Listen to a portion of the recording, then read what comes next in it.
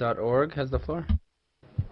Thank you, Mr. President. This is a joint statement by internationallawyers.org and Geneva International Center for Justice.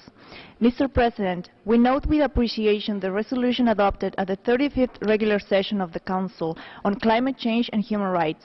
However, we must reiterate our disappointment that for almost a decade, the persistent call of civil society for a special rapporteur on human rights and climate change has once again been ignored.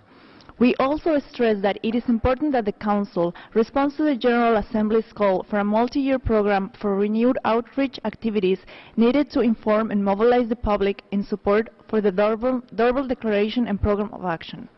We urge the Council to increase the resources available to mandates dealing with overarching human rights concerns such as development, peace, self-determination, international order, climate change, and unilateral coercive measures. We welcome the establishment of a Special Rapporteur on the right to development, which together with the Intergovernmental Working Group can work on the implementation of this fundamental human right. We look forward to cooperation between these two mandates to move forward the work of drafting a legal instrument on the right to development.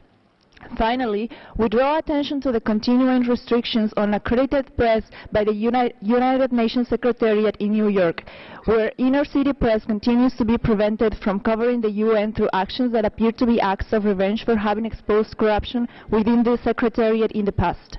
Again, we urge the UN... Gracias.